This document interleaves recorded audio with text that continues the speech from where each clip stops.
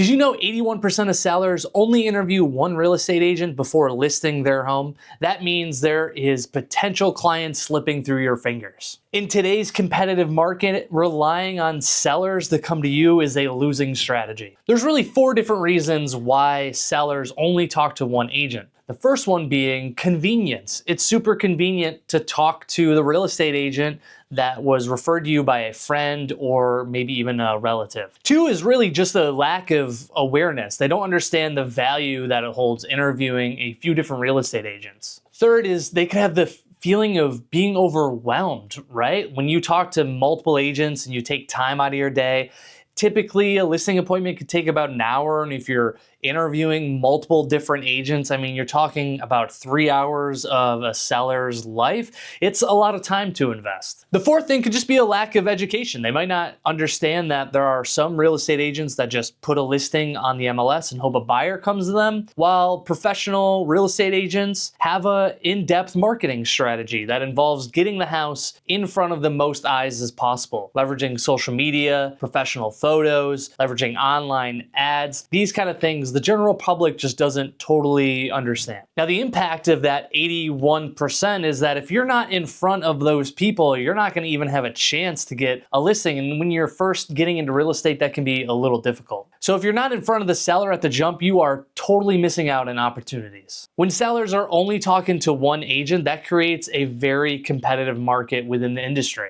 And if you can't get yourself in front of that 81%, it's really hard to get any type of market share and start getting the listings underneath you. Well, let's talk strategies to be that 81% that gets interviewed. You have to be very proactive with your marketing. So when you look at your business, think of your real estate business as a table, and the legs of the table are all the different ways that you prospect. Now, if you have a real estate business and you're relying solely on referrals, that table only has one leg. That's a pretty shitty table. But if you have referrals, mailers, online ads, and social media, now you have 4 legs to your business to help you get in front of those sellers. Now, when you do get that first listing, it's super important that you treat that listing like a resume, because if a seller is going to do research on you, they're going to look up your past listings. So that means you better make sure you have professional photography to help stand out from the crowd. It means you better have some type of social media presence, because a well-informed seller is going to do a little bit of research. So treat each listing like it's going to be a part of your resume. Hire a professional photographer for your listings. Do some video